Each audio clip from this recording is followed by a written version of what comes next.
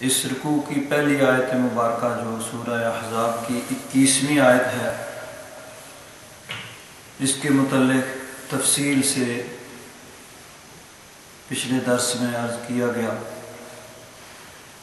کہ رسول اللہ صلی اللہ تعالیٰ علیہ وسلم کی زندگی مبارک ایک کامل نمونہ ہے۔ جو آدمی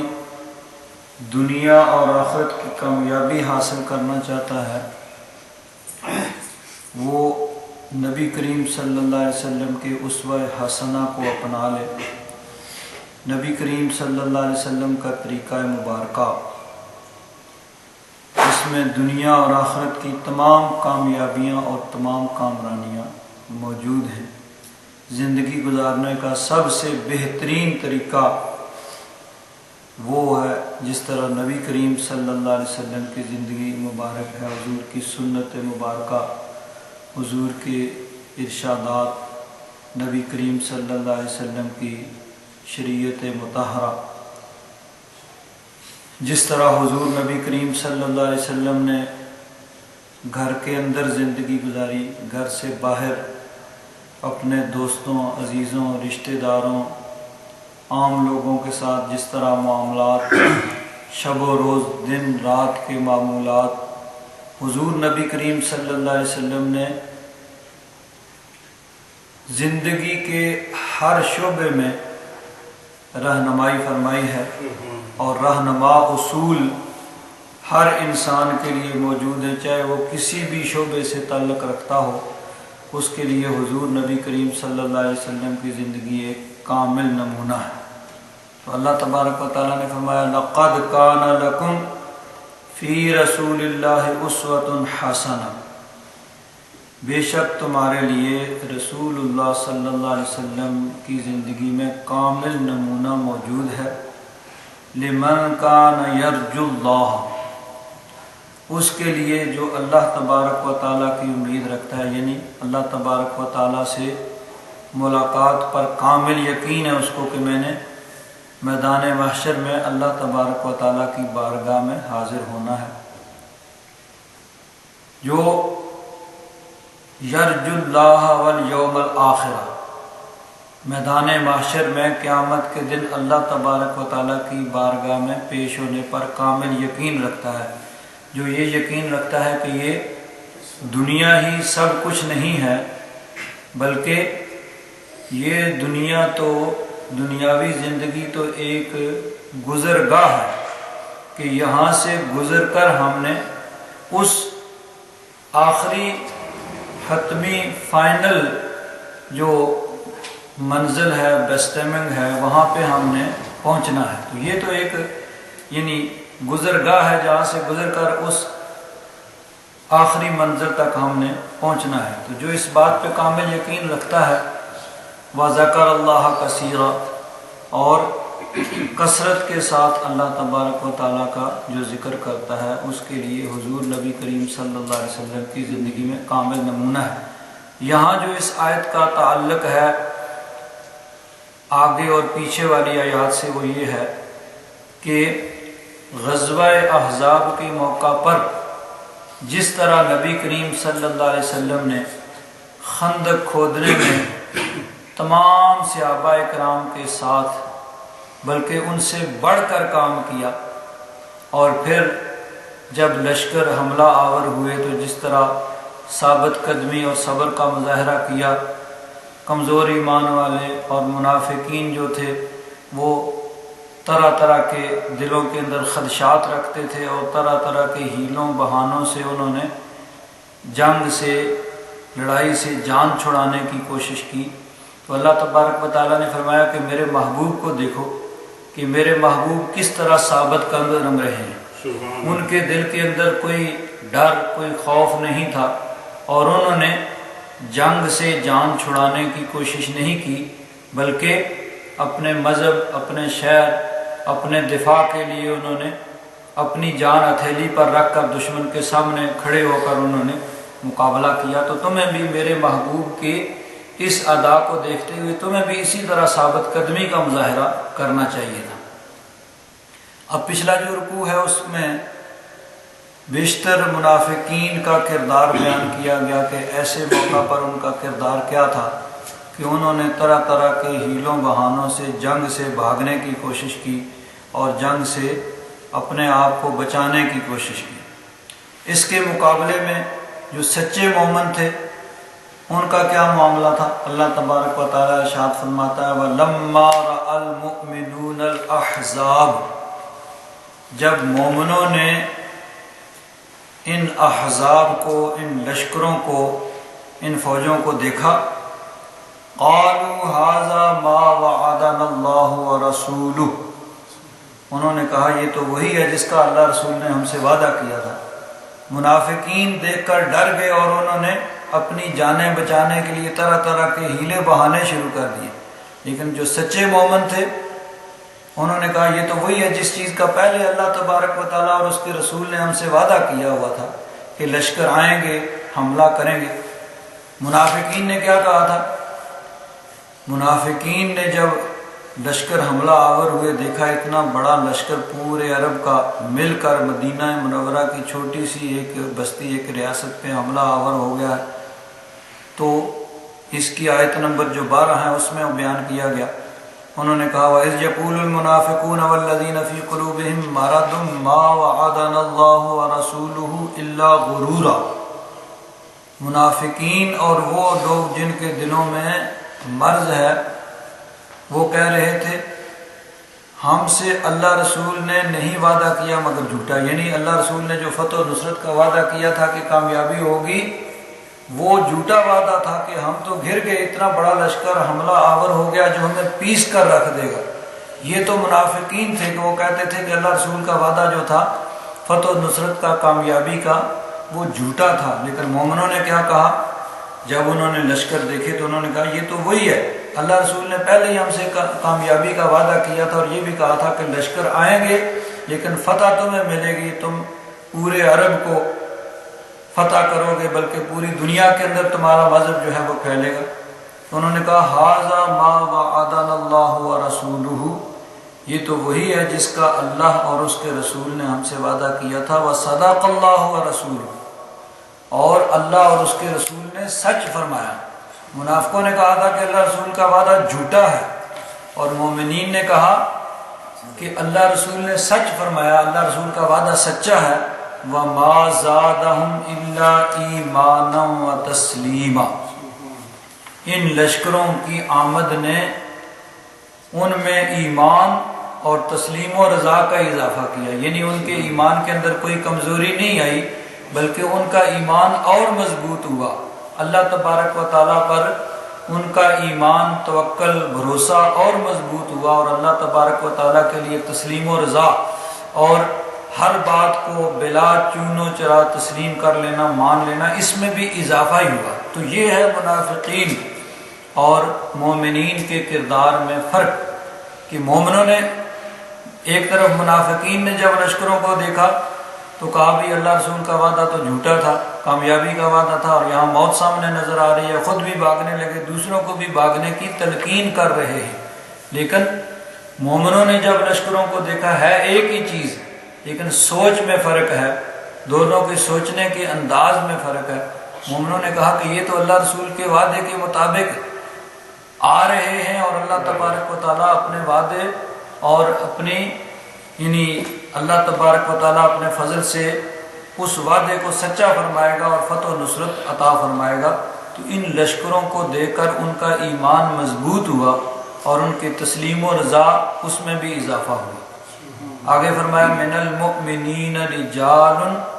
صدقوا ما عاہدوا اللہ علیہ، مومنوں میں سے کچھ وہ مردان وفا ہیں، رجال، رجل کی جمع ہے، رجل کا معنی مرد، رجل یہ اس کے مقابلے میں امرأۃ آتا ہے عورت، تو رجل کی جمع رجال، مرد، یہاں مراد وہ یعنی بہادر نوجوان با وفا وہ لوگ، تو مردان وفا، مومنوں میں سے کچھ وہ مردان وفا ہیں، صدقوا،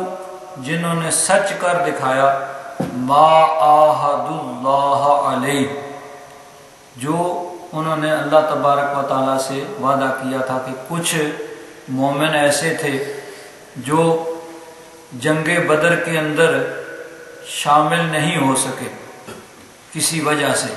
تو ان کو اس کا بہت دکھ تھا کہ ہم نبی کریم صلی اللہ علیہ وسلم کے ساتھ اس پہلے غزوے میں شامل نہیں ہو سکے۔ تو انہوں نے وعدہ کیا کہ آئندہ اگر کبھی کفار سے ہماری مڈ بھیر ہوئی، مقابلہ ہوا، تو پھر دیکھے گی دنیا کہ ہم کس طرح یعنی اسلام کی فتح و نصرت کے لیے جوہر دکھاتے ہیں۔ چنانچہ بعد میں غزوہ احد اور غزوہ احزاب وغیرہ میں پھر انہوں نے بہادری کے جوہر دکھائے۔ تو اللہ تبارک و تعالیٰ نے فرمایا کہ مومنوں میں ایسے مردان وفا ہیں کہ جنہوں نے جو اللہ تبارک و تعالیٰ سے وعدہ کیا تھا اس کو سچ کر دکھایا۔ فَمِنْهُمْ مَنْ قَضَى نَحْبَهُ، ان میں سے کچھ تو ایسے ہیں جنہوں نے اپنی نظر جو مانی تھی، جو منت مانی تھی، اس کو پورا کر دیا، یعنی جام شہادت نوش کر لیا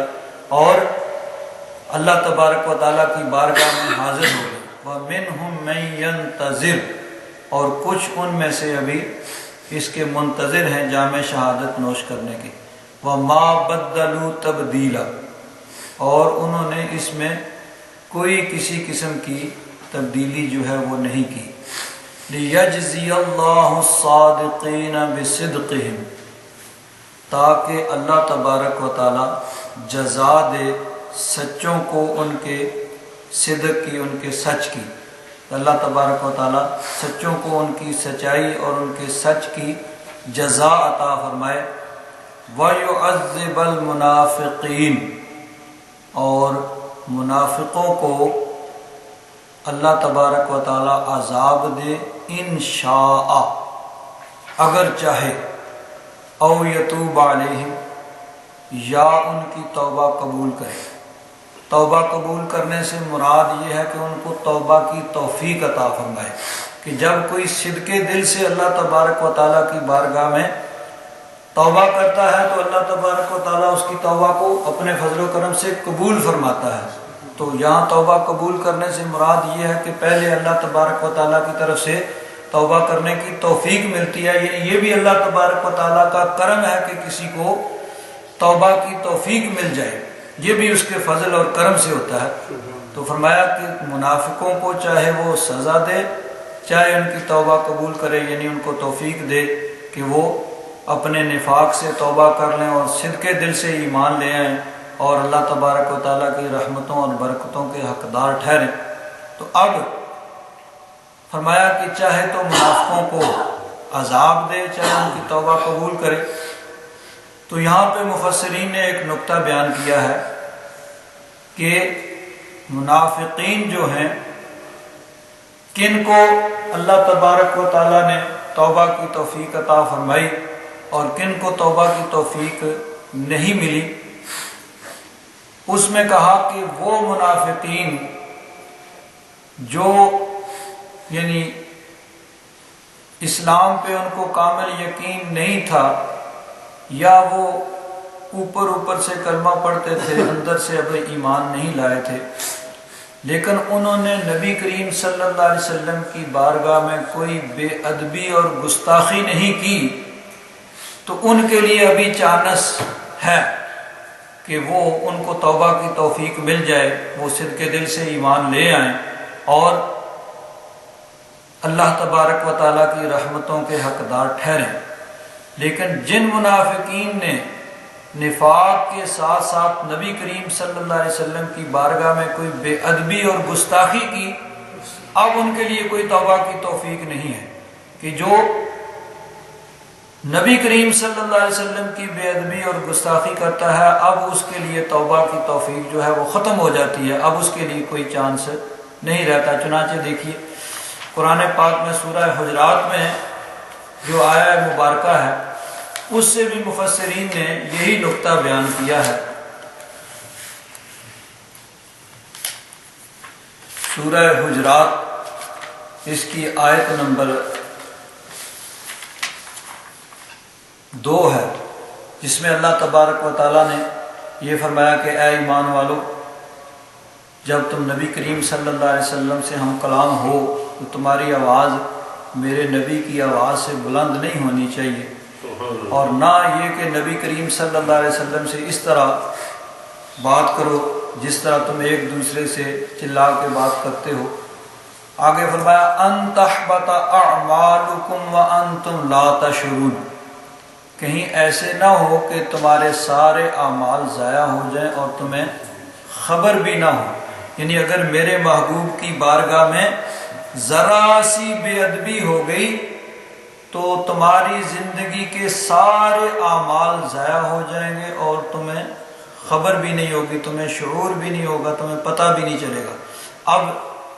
اعمال کس چیز سے ضائع ہوتے ہیں؟ گناہ سے اعمال ضائع نہیں ہوتے۔ مثلا ایک آدمی نماز بھی پڑھتا ہے، روزہ بھی رکھتا ہے، حج بھی کرتا ہے، زکوٰۃ بھی ادا کرتا ہے، اور اس کے ساتھ ساتھ اس سے کچھ گناہ بھی ہوئے،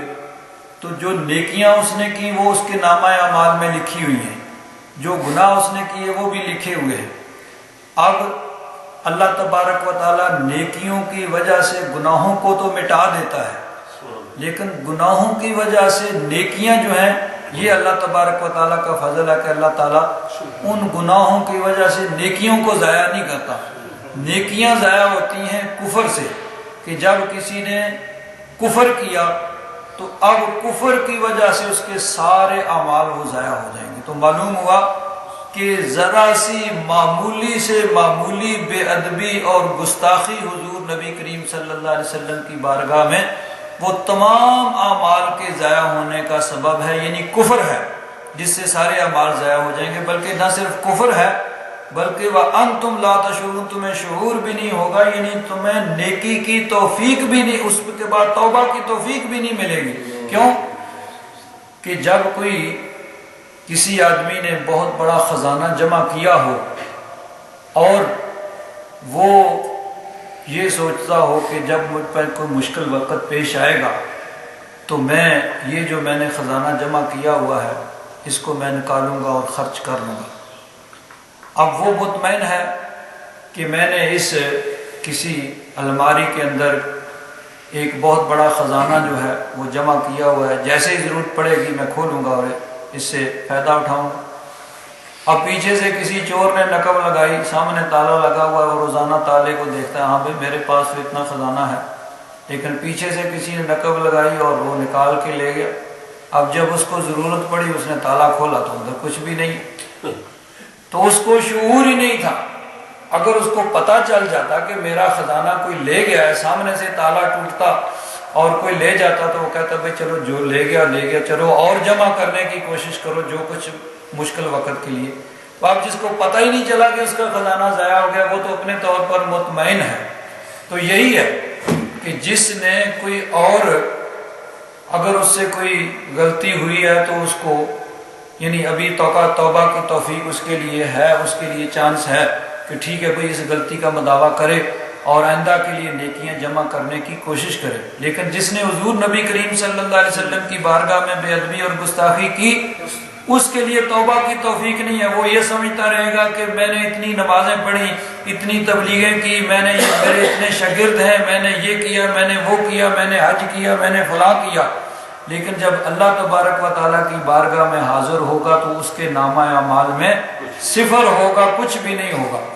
تو توبہ کی توفیق بھی اس سے سلب ہو جاتی ہے، اب اس کو توبہ کی توفیق نہیں ملتی۔ تو یہاں بھی مفسرین کرام نے یہی نقطہ بیان کیا ہے کہ جن منافقین نے بے ادبی اور گستاخی نہیں کی ان کے لیے تو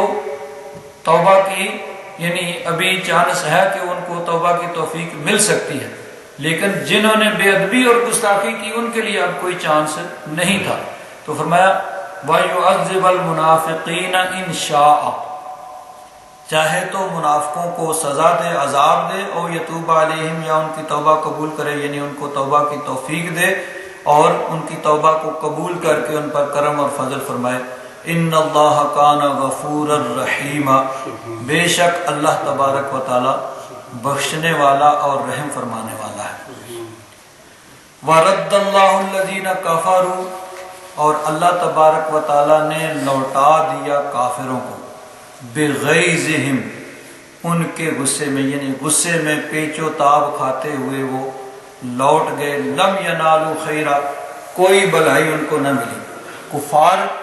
کیا منصوبہ بنا کے آئے تھے اور ان کے دل کے اندر کیا پروگرام تھا، یا کیا وہ سمجھتے تھے کہ اتنا بڑا لشکر جو ہم نے جمع کیا ہے، اور چھوٹی سی بستی ہے مدینہ شریف کی جہاں سب لوگ بھی اگر لڑنے کے لیے آ جائیں تو سینکڑوں کی تعداد میں ہوں گے، ان کے مقابلے میں اتنا بڑا 10,000 کا لشکر جتنا عرب نے پہلے نہیں دیکھا تھا کبھی، تو اتنا بڑا لشکر حملہ آور ہوا۔ وہ تو یہ سمجھ رہے تھے کہ جائیں گے ایک ہی حلے میں مدینہ شریف کی اینٹ سے اینٹ بجا دیں گے، سب لوگوں کو تہہ تہ کر دیں گے، مال و اسباب لوٹ لیں گے اور سب کچھ لوٹ کے ہم خوشی خوشی گھروں کو جائیں گے۔ لیکن جب پہنچے تو کیا دیکھا، خندق ہے، خندق کو عبور نہیں کر سکتے، 1 مہینے تک وہاں پڑے رہے اور بالآخر ناکام اور نامراد ہو کر وہاں سے چلے گئے۔ تو اپنے آپ کو کوس رہے ہیں کہ ہمیں کیا منصوبہ بنا کے آئے تھے اور بنا کیا، ہوا کیا۔ تو اللہ تبارک و تعالیٰ فرماتا ہے وَرَدَّ اللَّهُ الَّذِينَ كَفَرُوا، اللہ تبارک و تعالیٰ نے کافروں کو لوٹا دیا، بِغَيْظِهِمْ، ان کے غیظ، غضب، غصے کے ساتھ، یعنی وہ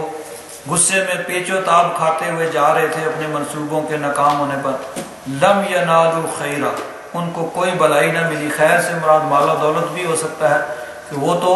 مال و دولت لوٹنے کے منصوبے بنا رہے تھے کہ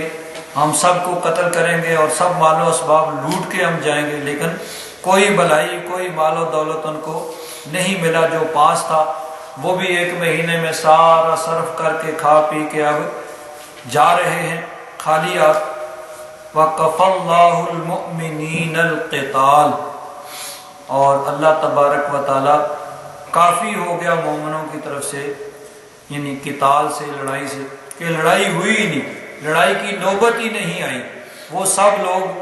1 مہینے تک تقریباً خندق کے دوسری طرف ڈیرے ڈال کے بیٹھے رہے، اور ان کو ہمت نہ ہوئی کہ وہ خندق کو عبور کر کے حملہ آور ہوں اور مسلمانوں پر حملہ کریں، اور بالآخر اسی طرح ناکام اور نامراد چلے گئے۔ تو اللہ تبارک و تعالیٰ خود ہی کافی ہو گیا مومنوں کی طرف سے لڑائی، یعنی لڑائی کی نوبت ہی نہیں پہنچی۔ وَقَانَ اللَّهُ قَوِيًّا عَزِيزًا، اور اللہ تبارک و تعالیٰ بہت قوی اور بہت غالب ہے، اور اللہ تبارک و تعالیٰ ہر چیز، یعنی اللہ تبارک و تعالیٰ کے احاطہ میں، اس کی قدرت کے اندر ہے، وہ جو چاہتا ہے کرتا ہے۔ آگے والی جو آیت ہیں، 2 آیات ہیں، ان میں ایک اور غزوے کا ذکر ہے۔ ہوا یہ کہ جب کفار کے لشکر حملہ آور ہوئے غزوہ خندق کے موقع پر، غزوہ احزاب کے موقع پر،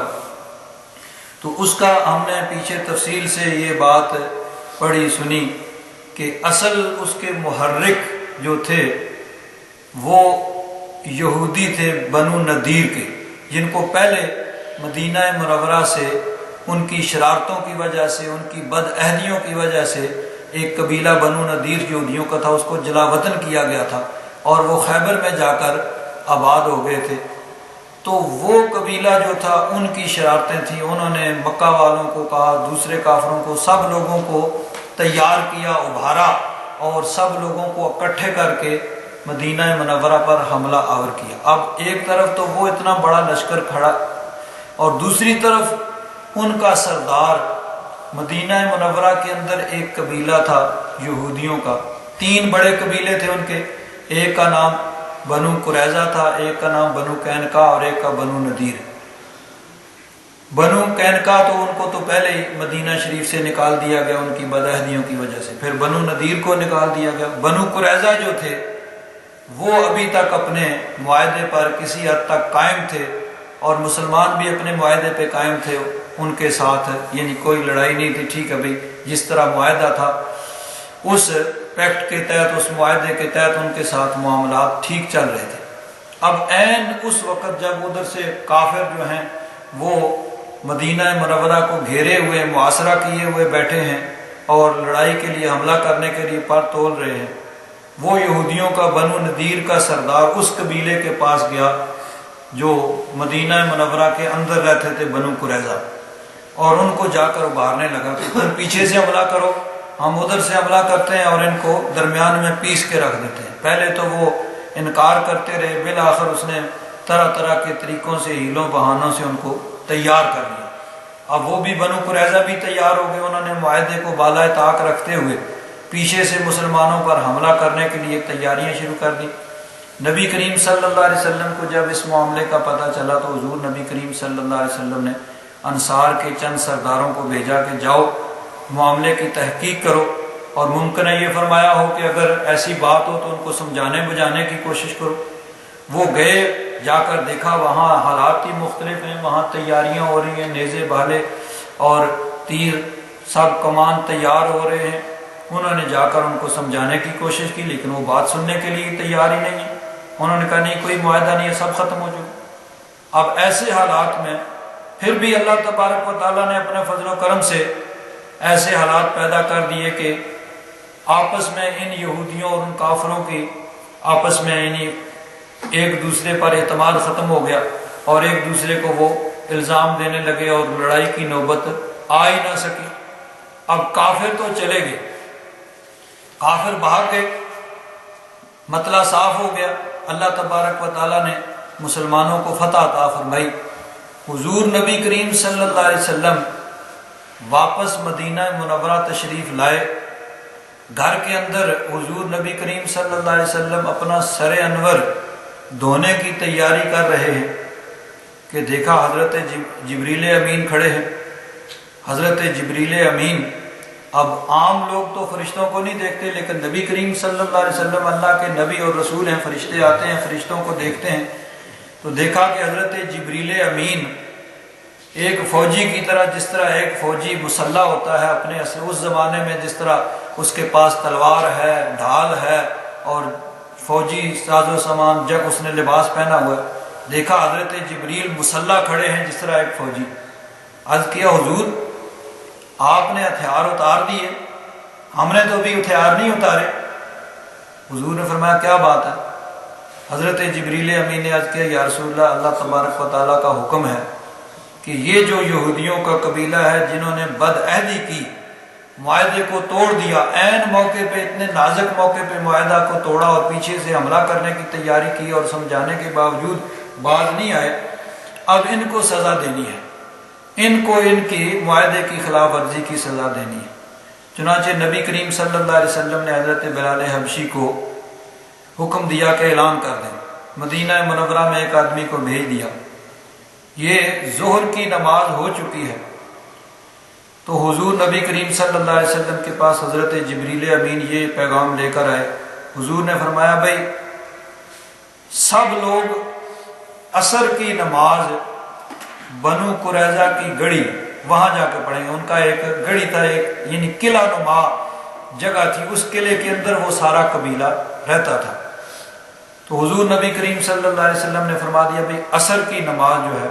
وہاں جا کے ادا کرنی ہے۔ نبی کریم صلی اللہ علیہ وسلم نے خود بھی ہتھیار پہن لیے، صحابہ کرام نے بھی ہتھیار اٹھا لیے، سب لوگ چل پڑے۔ مدینہ منورہ یعنی مسجد نبوی شریف سے کچھ چند میل کے فاصلے پہ ان کا وہ یعنی قلعہ تھا جس کے اندر وہ سب لوگ رہتے تھے۔ اب یہاں ایک اس حدیث پاک میں ایک بات ہے، حضور نبی کریم صلی اللہ علیہ وسلم نے یہ فرمایا بھائی سب نے عصر کی نماز وہاں جا کر ادا کرنی ہے بنو قریظہ میں۔ اب صحابہ کرام چل پڑے، کچھ اونٹوں پہ گھوڑوں پہ سوار ہیں، کچھ پیدل چل پڑے۔ اب ابھی وہاں نہیں پہنچے ہیں کہ عصر کی نماز کا وقت ہو گیا۔ کچھ صحابہ کرام نے کہا بھائی ہم عصر کی نماز یہاں پہ پڑھ لیتے ہیں، ٹائم ہو گیا ہے تو عصر کی نماز یہاں پڑھتے ہیں۔ کچھ نے کہا نہیں، حضور نبی کریم صلی اللہ علیہ وسلم نے فرمایا تھا کہ عصر کی نماز وہاں جا کے پڑھنی ہے، ہم تو وہاں جا کے پڑھیں گے چاہے قضا ہی ہو جائے۔ کچھ لوگوں نے رستے میں وہاں پڑھ لی۔ انہوں نے کہا جی مقصد حضور نبی کریم صلی اللہ علیہ وسلم کا یہ تھا کہ جلدی سے جلدی وہاں پہنچنا ہے، یہ حضور کا مقصد نہیں تھا کہ نماز کا ٹائم ہو جائے تو نماز نہیں پڑھنی ہے، قضا کر دینی ہے۔ انہوں نے کہا نہیں، جو حضور کا فرمان تھا کہ وہاں پڑھنی ہے ہم نے وہیں جا کے پڑھنی ہے چاہے قضا ہو جائے۔ کچھ لوگوں نے رستے میں پڑھ لی، کچھ نے وہاں جا کے جس طرح بھی قضا ہوئی یا جس طرح وہاں جا کے پڑھی۔ نبی کریم صلی اللہ علیہ وسلم کی بارگاہ میں یہ معاملہ عرض کیا گیا تو حضور نے کسی پر ملامت نہیں کی، بھائی میں نے کہا تھا کہ عصر کی نماز وہاں پڑھنی ہے، تم نے رستے میں کیوں پڑھ لی؟ نہ دوسروں کو یہ کہا کہ تم نے میری بات کو صحیح طریقے سے سمجھا کیوں نہیں، وقت پہ نماز کیوں نہیں پڑھی، میرا مقصد تو یہ تھا کہ وہاں جلدی سے جلدی پہنچنا ہے، کسی پہ ملامت نہیں کی۔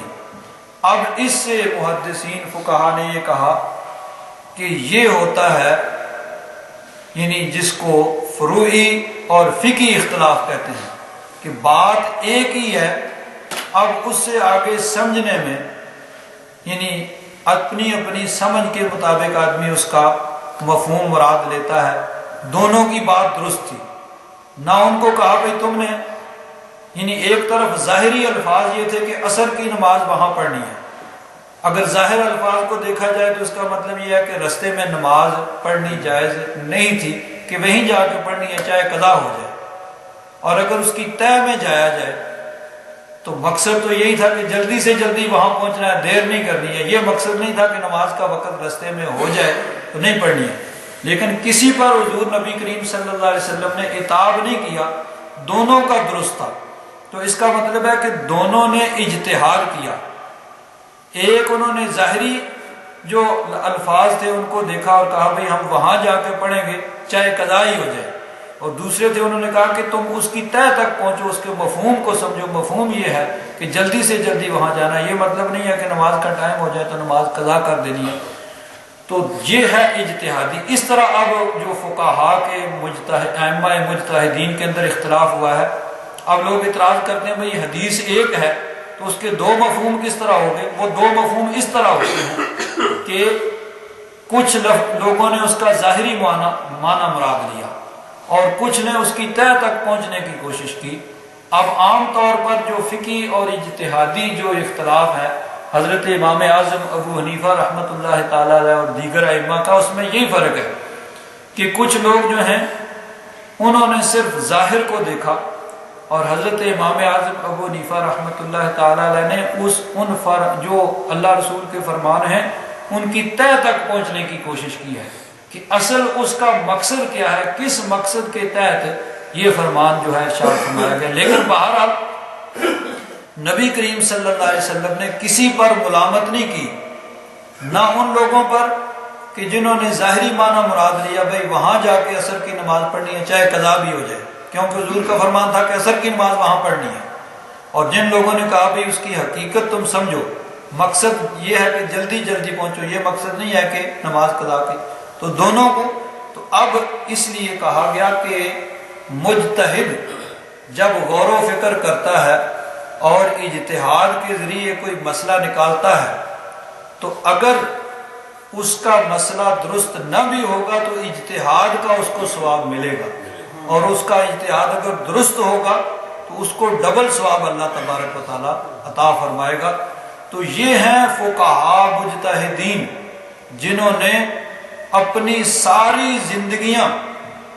دین اسلام یعنی قرآن و حدیث کو پڑھا اور سمجھا، غور و فکر کیا، اور دن رات سوچ سوچ کے ان کی اصل طے تک پہنچ کے مسائل جو ہمارے سامنے پیش کیے اور جس کو فقہ کی صورت میں آج ہم جانتے ہیں۔ آج کچھ لوگ ایسے بھی ہیں جو یعنی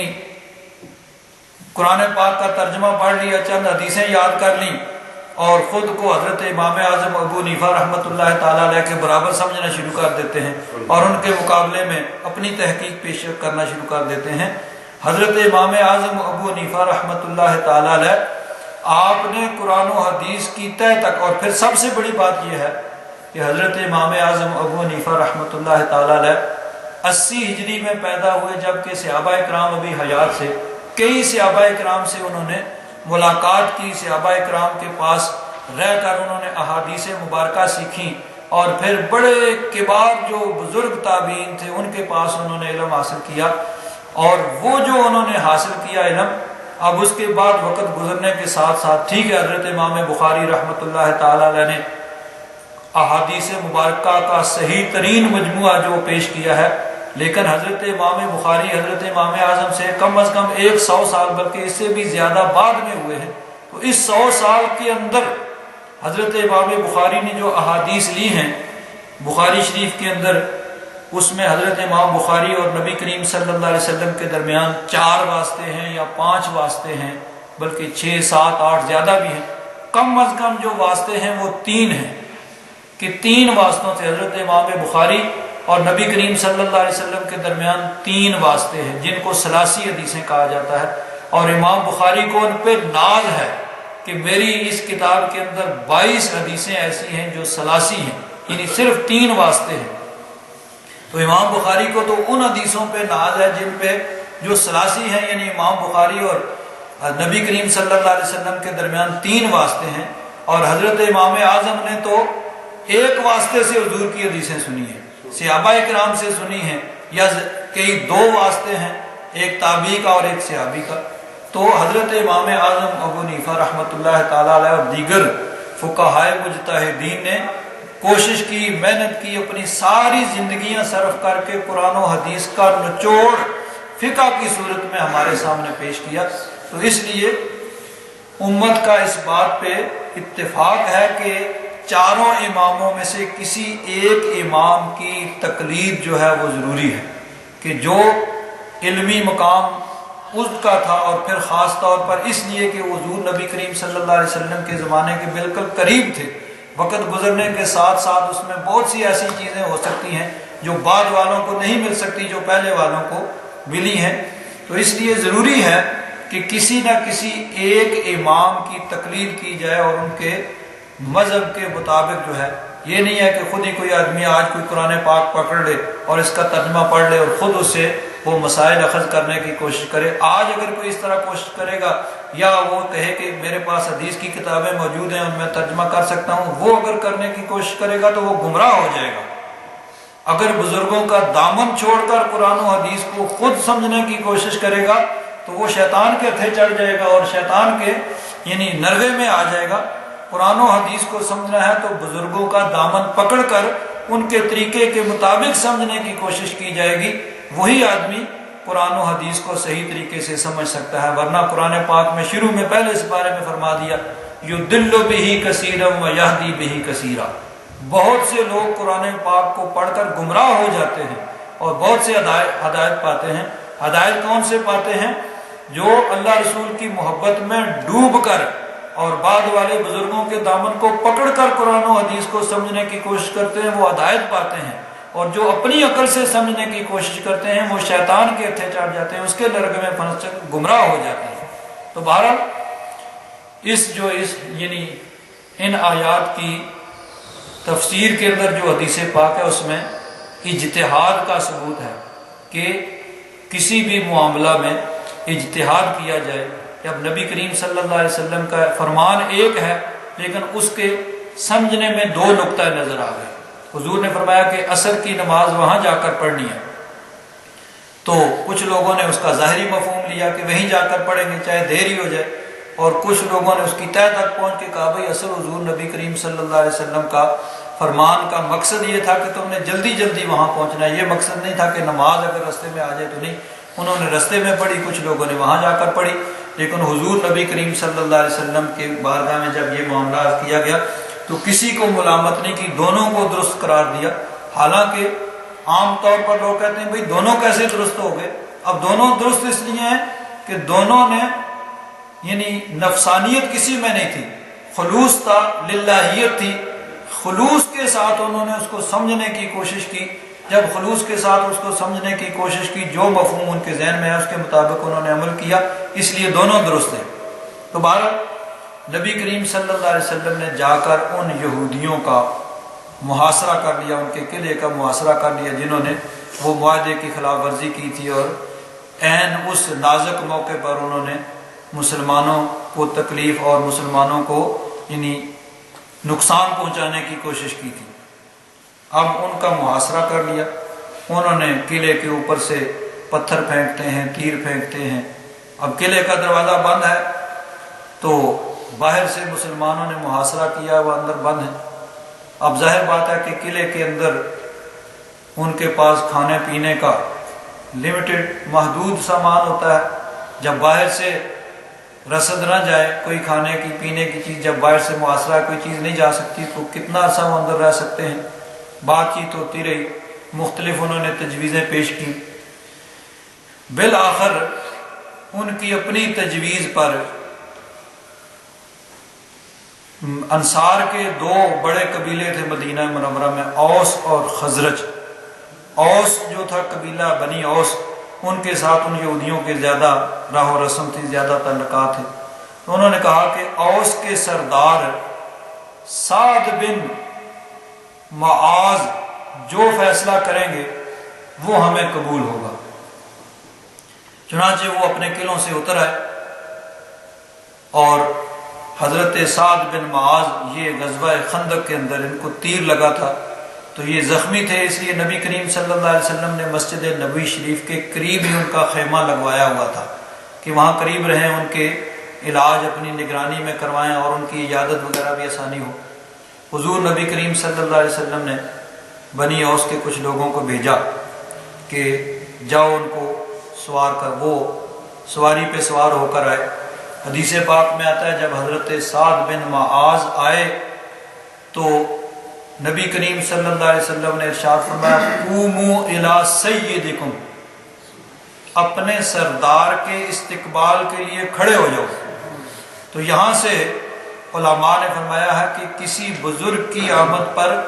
کھڑے ہو کر اس کا استقبال کرنا یہ شریعت کے خلاف نہیں ہے، بلکہ فرمان رسول کے عین مطابق ہے کہ حضرت سعد بن معاذ آتے ہیں تو حضور ارشاد فرماتے ہیں قوموا الی سیدکم، سب کھڑے ہو کر اپنے سردار کا استقبال کرو۔ تو کسی بزرگ بڑے کی آمد پر کھڑے ہو کر اس کا ادب کرنا، احترام کرنا اور اس کا استقبال کرنا، یہ رسپیکٹ جو ہے اسلام کی روح کے عین مطابق ہے، اسلام کے منافی نہیں ہے۔ تو حضرت سعد بن معاذ آئے،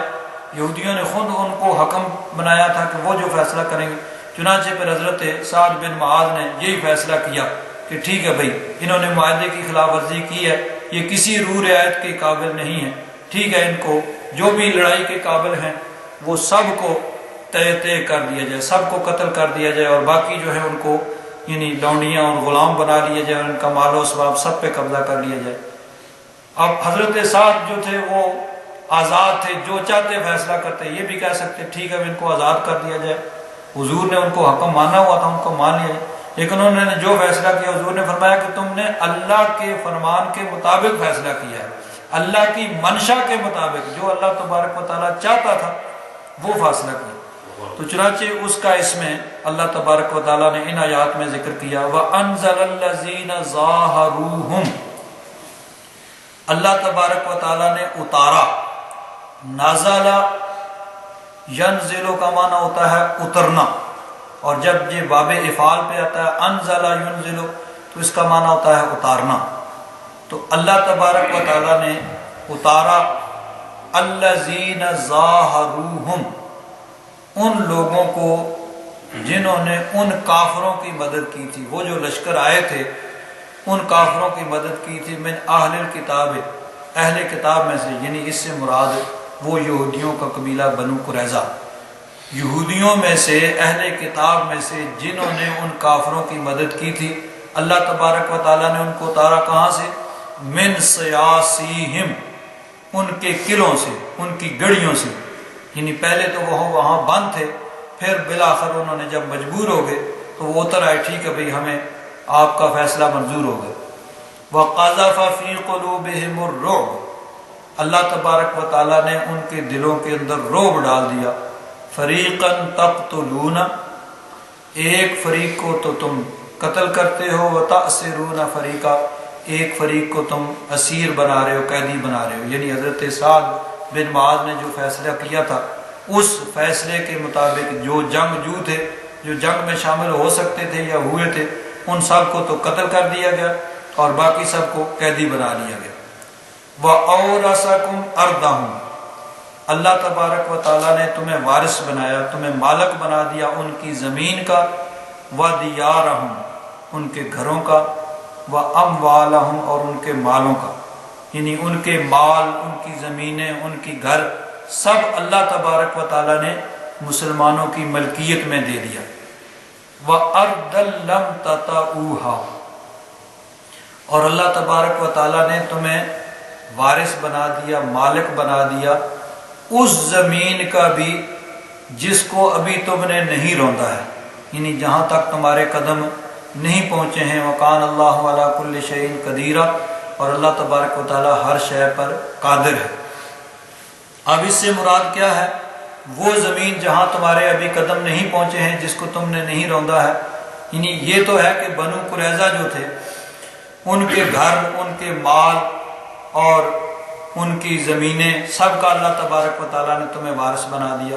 اور اس کا بھی وارث بنا دیا، اس کا بھی مالک بنا دیا جہاں تمہارے قدم ابھی نہیں پہنچے ہیں، یعنی وہاں ابھی قدم پہنچے ہی نہیں ہے تو مالک بنا دیا۔ مطلب یہ ہے کہ عربی میں یہ قاعدہ ہے کہ جس چیز کا ہونا یقینی ہوتا ہے کہ یہ بات یقیناً ہوگی، اس میں کوئی شک و شبہ نہیں ہے، اس کو ماضی کے صیغے کے ساتھ اس کو تعبیر کیا جاتا ہے کہ یہ کام اس کا ہونا اتنا یقینی ہے گویا کہ یہ کام ہو چکا، ابھی ہونا بعد میں ہے لیکن اتنا اس کا ہونا یقینی ہے کہ یہ کام گویا کہ ہو چکا ہے۔ تو یہاں بھی یہی ہے کہ وہ ابھی زمینیں تم نے حاصل نہیں کی ہیں، وہ فتح نہیں کی ہیں، وہاں تمہارے ابھی قدم نہیں پہنچے ہیں، لیکن اللہ تبارک و تعالیٰ نے فرمایا کہ وَأَوْرَثَكُمْ أَرْضًا لَمْ تَطَئُوهَا، وہ زمین بھی اللہ تبارک و تعالیٰ نے تمہاری ملکیت میں دے دی جہاں تک اب تمہیں نہیں پہنچے، یعنی اللہ تبارک و تعالیٰ تمہیں وہ زمینیں عطا فرمائے گا، ان کی ملکیت عطا فرمائے گا۔ اب اس سے مراد کیا ہے؟ اس میں مفسرین کرام نے مختلف یعنی آراء پیش کی ہیں۔ کچھ نے کہا کہ اس سے مراد خیبر کی فتح ہے، یہ خیبر کی فتح کی بشارت دی گئی کیونکہ سن 5 ہجری میں یہ غزوہ خندق ہوا تھا، اور غزوہ خندق کے فوراً بعد یہ بنو قریظہ کا جو غزوہ ہوا، اور پھر اس کے بعد 6 ہجری میں حدیبیہ کی صلح ہوئی، نبی کریم صلی اللہ علیہ وسلم عمرہ کے لیے تشریف لے گئے، اور کافروں نے حدیبیہ کے مقام پر مکہ کے قریب روک دیا، کہا نہیں تم لوگ عمرہ نہیں کر سکتے۔ وہاں پہ بات چیت ہوئی اور ٹھیک ہے معاہدہ ہو گیا بھائی اس سال ہم عمرہ نہیں کرتے، نیکسٹ ایئر اگلے سال آ کے ہم عمرہ کریں گے۔ اس معاہدے کے تحت حضور واپس تشریف لائے، اور اگلے سال جا کر پھر وہ عمرۃ القضاء، اس عمرے کی قضا کی۔ تو 5 ہجری میں یہ معاملہ غزوہ خندق اور بنو قریظہ کا معاملہ پیش ہوا، 6 ہجری میں صلح حدیبیہ ہوئی، تو 7 ہجری میں پھر خیبر جو ہے فتح کیا گیا۔ خیبر جو تھا ایک بہت کیا کہتے ہیں پرفضا اور زرخیز علاقہ ہے عرب کے اندر، جہاں یہودیوں کے پہلے سے قبیلے آباد تھے، اور جو مدینہ منورہ سے جن کو جلا وطن کیا گیا تھا، نکالا گیا تھا، وہ بھی وہاں جا کر آباد ہو گئے تھے، اور وہاں جا کر بھی انہوں نے شرارتیں جو ہیں ان کی ختم نہ ہوئیں۔ یہ یعنی ان کی فطرت کے اندر موجود ہے، آج ہی نہیں، یہ ہمیشہ سے ان کی فطرت ہے کہ مسلمان تو مسلمان درکنار، کہ اپنے نبیوں کو بھی انہوں نے معاف نہیں کیا، جن کا کلمہ پڑھتے تھے انہی لوگوں کو انہوں نے قتل کر دیا۔ اللہ تبارک و تعالیٰ نے قرآن پاک کے اندر اسی چیز کو متعدد مقامات پر بیان کیا۔ ایک جگہ فرمایا کہ فریقاً تقتلون فریقاً کذبوا و فریقاً تقتلون، کہ بنی اسرائیل یہ یہودی لوگ کچھ نبیوں کو انہوں نے تکذیب کی، ان کو جھٹلایا اور کچھ کو قتل کر دیا۔ تو اپنے ہی نبیوں کی خلاف ورزی اور ان کے خلاف سازشیں اور ان کے خلاف مختلف طرح کے یعنی اس طرح کی باتیں کرنا، تو جو اپنے نبیوں کو جنہوں نے معاف نہیں کیا وہ دوسروں کو کس طرح معاف کریں گے؟ تو یہ تو ان کی فطرت کے اندر ہے، ہمیشہ سے یہ ان کی شرارت۔ تو وہ خیبر کے اندر چلے گئے، وہاں بھی ان کی شرارتیں جاری رہیں، بالآخر ان کی شرارتوں سے تنگ آ کر پھر نبی کریم صلی اللہ علیہ وسلم نے خیبر پر حملہ کیا اور خیبر کو فتح کیا۔ تو بعض نے کہا کہ اس سے مراد کہ وہ زمین بھی اللہ تعالیٰ نے تمہاری ملکیت میں دی ہے جہاں تمہارے قدم ابھی نہیں پہنچے ہیں، اس سے مراد خیبر ہے۔ کچھ نے کہا اس سے مراد فتح مکہ ہے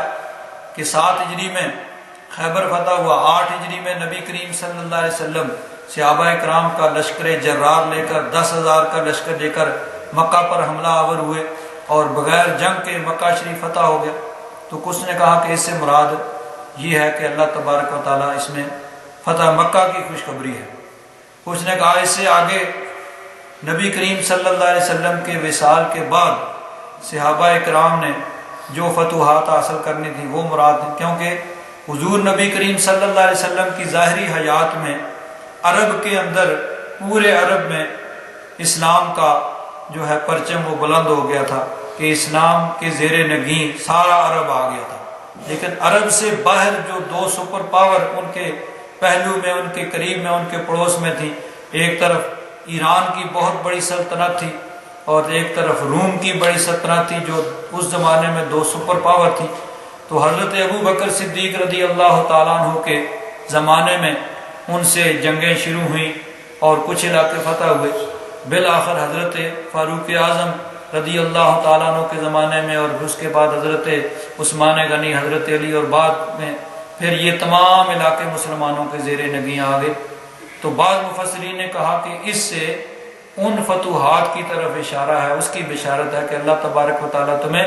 ان دو بہت بڑی طاقتیں جو اس زمانے کی سپر پاور تھی، ان کو اللہ تبارک و تعالیٰ تمہارے زیر نگیں کر دے گا اور تم ان علاقوں کو فتح کریں گے۔ بعض میں اس نے اور وسعت دی، انہوں نے کہا کہ قیامت تک جن علاقوں کو مسلمان فتح کریں گے اور جہاں جہاں اسلام کا یعنی پرچم بلند ہوگا اور اسلام کا پیغام پہنچے گا، وہ سب اس سے مراد ہیں کہ ابھی تو اللہ تبارک و تعالیٰ نے تمہیں یہ فتح عطا فرمائی ہے، لیکن اللہ تبارک و تعالیٰ تمہیں اور بہت سی فتوحات عطا فرمائے گا جہاں تک ابھی تک تمہارے قدم نہیں پہنچے ہیں۔ وہ سب اس بشارت کے اندر مراد ہیں کہ جو آج تک مسلمانوں نے علاقے فتح کیے ہیں یا قیامت تک جو علاقے فتح کریں گے اور جہاں اسلام کا پرچم بلند ہوگا اور اسلام کا پیغام پہنچے گا، وہ سب اس میں مراد ہیں۔